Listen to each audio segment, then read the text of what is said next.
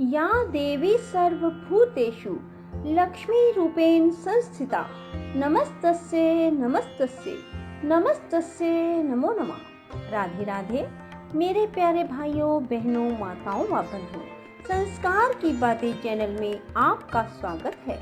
बंधुओं, आज आषाढ़ मास शुक्रवार के दिन मैं आपको सुनाने जा रही हूँ महालक्ष्मी जी की कथा। बंधुओं, शुक्रवार को महालक्ष्मी की कथा सुनने मात्र से महालक्ष्मी अपने भक्तों पर विशेष कृपा बरसाती हैं। बंधुओं, हो सके तो शुक्रवार के दिन खीर बनाकर खीर का भोग महालक्ष्मी जी को अवश्य लगवाएं। जो मनुष्य भी शुक्रवार को महालक्ष्मी जी को खीर का भोग लगाते हैं, महालक्ष्मी उन पर अपनी कृपा बनाए रखती हैं। बंधुओं, यदि आपने हमारे YouTube चैनल को अब तक सब्सक्राइब नहीं किया तो जरूर करें और बेल आइकन दबाना ना भूलें, ताकि आपको हमारी आने वाली सभी वीडियोस की जानकारी सबसे पहले हो सके। बंधुओं, वीडियो को पूरी सुनने के बाद कमेंट बॉक्स में जय महालक्ष्मी लिखना ना भूलें। बोलो लक्ष्मी माता की जय हो। श्री सूत जी कहते हैं, सब पातकों का नाश करने वाले जटा तीर्थ में स्नान करके विशुद्ध चित्त वाला पुरुष लक्ष्मी तीर्थ को जाए। जो कामना मन में रखकर मनुष्य लक्ष्मी तीर्थ में स्नान करता है, वह सब प्राप्त कर लेता है।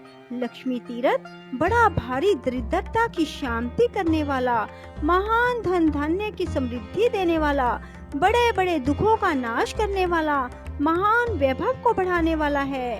वह स्वर्ग और मोक्ष देने वाला, महान ऋण से छुटकारा दिलाने वाला, श्रेष्ठ पुत्र प्रदान करने वाला है। ब्राह्मणों, इस प्रकार यह लक्ष्मी तीर्थ का महात्म बतलाया गया है। इस तीर्थ में स्नान करने के बाद अग्नि तीर्थ को जाए, वह महापुण्य में और महापातकों का विनाशक है। पूर्व काल में रावण को उसकी सेना सहित मारकर विभीषण को लंका का राजा बनाकर दशरथ नंदन श्री रामचंद्र जी जब सीता और लक्ष्मण के साथ सेतु मार्ग से गंधमादन पर्वत पर आए, तब लक्ष्मी तीर्थ के किनारे ठहरकर उन्होंने देवताओं, ऋषियों और पितरों के समीप वहां अग्निदेव का आवाहन किया। तब लक्ष्मी तीर्थ से कुछ दूर पर अग्निदेव महासागर से ऊपर उठे और मानव रूपधारी श्री रघुनाथ जी को देखकर इस प्रकार बोले, राम, राक्षसों को भय देने वाले महाबाहु श्री राम, आपने जो रावण का वध किया है वह जानकी जी के पातिव्रत्य धर्म के बल से ही संभव हुआ है। यह बात सत्य है, सत्य है, सत्य है। ये साक्षात जगन माता लक्ष्मी है। इन्होंने लीला के लिए मानव शरीर धारण किया। जब आप देव शरीर में स्थित होते हैं, तब ये भी दिव्य देह से आपकी सेवा करती हैं। आपने मानव शरीर धारण किया है, इसलिए ये भी मानव कन्या के रूप में प्रकट हुई हैं। आप भगवान विष्णु के शरीर के अनुरूप ही ये भी शरीर धारण कर लेती हैं। जगत स्वामिन देवादि देव जनार्दन, आप जब जब अवतार धारण करते हैं, तब तब ये आपकी सहायिका होती हैं। जब आप भृगुनंदन परशुराम के रूप में अवतीर्ण हुए थे, तब ये धरणी नाम से प्रकट हुई थी। इस समय आपके साथ ये जनक नंदिनी सीता के रूप में प्रकट हुई हैं, और भविष्य में जब आप श्री कृष्ण अवतार लेंगे, तब ये रुक्मिणी होंगी। इसी प्रकार अन्य अन्य अवतारों में भी ये आपकी सहायिका होती हैं। अतः रघुनंदन, आप मेरे कहने से इन्हें आदर पूर्वक ग्रहण करें। अग्नि का यह वचन सुनकर देवताओं और महर्षियों ने दशरथ नंदन श्री राम और जनक नंदिनी सीता की बार बार प्रशंसा की। श्री रामचंद्र जी ने अग्नि के साक्षी देने से परम निर्मल सती साध्वी सीता को ग्रहण किया। जिस स्थान पर अग्निदेव प्रकट हुए, उसी को अग्नि तीर्थ समझो। अग्नि के प्रकट होने से ही उसका नाम अग्नि तीर्थ हुआ। उस मोक्षदायक तीर्थ में भक्ति पूर्वक स्नान करके मनुष्य उपवास पूर्वक वेद वेता ब्राह्मणों को भोजन कराए। उन्हें वस्त्र और धन दे। ऐसा करने से वह सब पापों से मुक्त हो भगवान विष्णु का सायुज्य प्राप्त कर लेता है। पूर्व काल की बात है, पाटलिपुत्र में पशुमान नामक एक वैश्य रहते थे। वे सदा धर्म में तत्पर और ब्राह्मणों की सेवा में संलग्न रहा करते थे। सदा कृषि और गौ रक्षा करते हुए पशुमान बाजार की गलियों में धर्मतः सुवर्ण आदि का विक्रय किया करते थे। उनकी 3 स्त्रियां थी जो सदा पति की सेवा में लगी रहती थी। उन तीनों स्त्रियों से सुपन्य आदि 8 पुत्र उत्पन्न हुए। वे जब 5 वर्ष के हो गए तब उन्हें कर्तव्य की शिक्षा दी जाने लगी।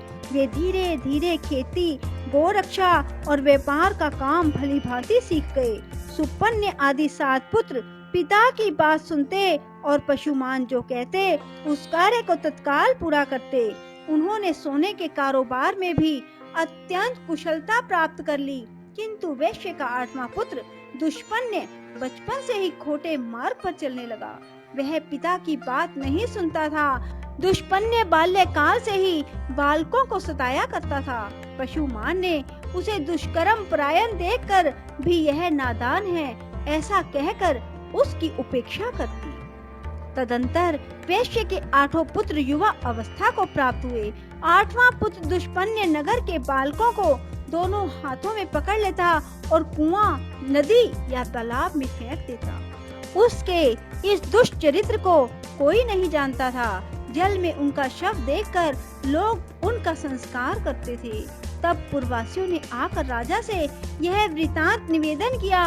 उसका वचन सुनकर राजा ने ग्राम रक्षकों को बुलाया और आज्ञा दी, बालकों की मृत्यु का क्या कारण है इसका पता लगाओ। ग्राम रक्षक बालकों के मारे जाने के रहस्य का पता लगाने लगे, किंतु बहुत खोज करने पर भी उन्हें उन बाल घात का पता नहीं लगा। वे डरते हुए राजा के पास गए, बोले, महाराज, हम बहुत खोज करने पर भी यह ना जान सके कि कौन इस नगर में रहकर निरंतर बालकों की हत्या करता है।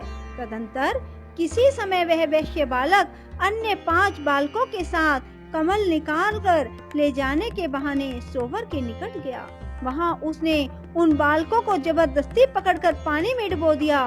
वे बालक चीखते चिल्लाते रहे तो भी उस क्रूर आत्मा ने उन्हें कंठ तक पानी में ले जाकर डुबो दिया। उन सब को मरा हुआ जानकर दुष्पन्य शीघ्र अपने घर को चला गया। उन 5 बालकों के पिता अपने पुत्रों को नगर में ढूंढने लगे। वे 5 बालक अधिक छोटे नहीं थे। पानी में डाल देने पर भी वे मर ना सके। धीरे धीरे सरोवर के किनारे आ गए और वहीं घूमते रहे। इतने में ही अपने बंधुओं द्वारा नाम ले लेकर पुकारने की आवाज उन्हें दूर से सुनाई दी। तब उन्होंने भी जोर से बोलकर उत्तर दिया। बालकों की आवाज सुनकर उनके पिता सरोवर के तट पर गए। वहां उन्हें जीवित देखकर उन सब को बड़ा हर्ष हुआ। फिर पिता ने पूछा, तुम्हारी दशा क्यों हुई? तब बालकों ने दुष्पन्य के उस दुष्कर्म का वृतांत अपने बंधुओं को कह सुनाया। यह बात जाकर पूर्ववासियों ने राजा को इसकी सूचना दी। राजा ने पशुमान को बुलाकर कहा, पशुमान, यह नगर बहुत से बालकों से भरा पूरा रहा है, किंतु तुम्हारे दुरात्मा पुत्र ने इसे प्राय सूना कर दिया।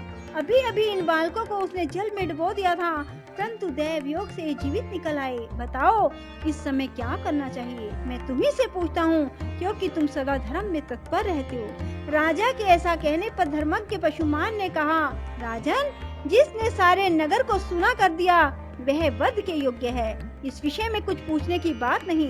यह अत्यंत पाप आत्मा मेरा पुत्र नहीं, शत्रु ही है, जिसने इस नगर को बालकों से खाली कर दिया।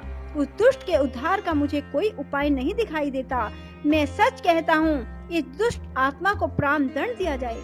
पशुमान का ये वचन सुनकर समस्त पूर्ववासी पशुमान की प्रशंसा करते हुए राजा से बोले, महाराज, इस दुष्ट को मारा ना जाए, अपितु चुपचाप नगर से निकाल दिया जाए। तब राजा ने दुष्पुण्य को बुलाकर कहा, ओ दुष्ट आत्मन, तू शीघ्र हमारे राज्य से बाहर चला जा। यदि यहाँ रहेगा तो मैं तेरा वध कर डालूंगा। इस प्रकार डांट कर बताकर राजा ने दूतों द्वारा उसे नगर से निर्वासित कर दिया।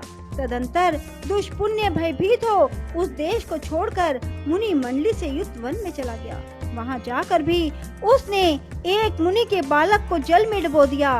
कुछ बालक खेलने के लिए गए हुए थे, उन्होंने उस बालक को मरा हुआ देख अत्यंत दुखी हो उसके पिता से यह समाचार कहा। तब उक्त शवा ने बालकों से अपने पुत्र के मारे जाने का समाचार सुनकर तप के प्रभाव से दुष्पुण्य के चरित्र को जान लिया और उसे शाप देते हुए कहा, अरे तूने मेरे पुत्र को पानी में फेंक कर मार डाला है, इसलिए तेरी मृत्यु भी जल में ही डूबने से होगी। मरने के बाद तू दीर्घ काल तक पिशाच बना रहेगा। यह शाप सुनकर दुष्पुण्य को बड़ा दुख हुआ। वह उस वन को छोड़कर सिंह आदि क्रूर जंतुओं से युक्त दूसरे भयंकर वन में चला गया। वहाँ बड़े जोर की वर्षा और आंधी चलने लगी। दुष्पुण्य ने देखा एक मरे हुए हाथी का सूखा कंकाल पड़ा है। उस समय आंधी और प्रचंड वर्षा के कष्ट को ना सह सकने के कारण वह उस हाथी के पेट की गुफा में घुस गया। फिर बड़ी भारी वर्षा हुई। जल का महान प्रवाह हाथी के पेट में भी भर गया। हाथी का शव उस महाप्रवाह में बहते बहते समुद्र में चला गया। दुष्पुण्य उस जल में डूबकर क्षण भर में प्राणहीन हो गया। मृत्यु के बाद उसे पिशाच की योनि मिली। भूख प्यास से पीड़ित होकर वह भयानक रूपधारी पिशाच अनेक प्रकार के दुख सहता हुआ गहन वन में रहने लगा। एक वन से दूसरे वन में दौड़ता और कष्ट भोगता हुआ वह क्रमशः दंडक अरण्य में आया। वहाँ उसने उच्च स्वर से पुकार लगाई, हे तपस्वी महात्माओं, आप लोग बड़े कृपालु और सब प्राणियों के हित में तत्पर रहने वाले हैं। मैं दुख से अत्यंत पीड़ित हूँ, अतः मुझे अपनी दया दृष्टि से अनुग्रहित करें। पूर्व काल में मैं पाटलिपुत्र नगर में पशुमान का पुत्र दुष्पुण्य नामक वैश्य था। उस समय मैंने बहुत से बालकों की हत्या की। अब मैं पिशाच योनि को प्राप्त हुआ हूँ। भूख प्यास सहन करने की मुझ में शक्ति नहीं रह गई, अतः आप लोग कृपा करके मेरी रक्षा करें। तपोधनों, जिस प्रकार मैं पिशाच योनि से छूट जाऊं, वैसा प्रयत्न करो। पिशाच का यह वचन सुनकर तपस्वी मुनियों ने महर्षि अगस्त्य जी से कहा, भगवान, इस पिशाच के उद्धार का कोई उपाय बताओ।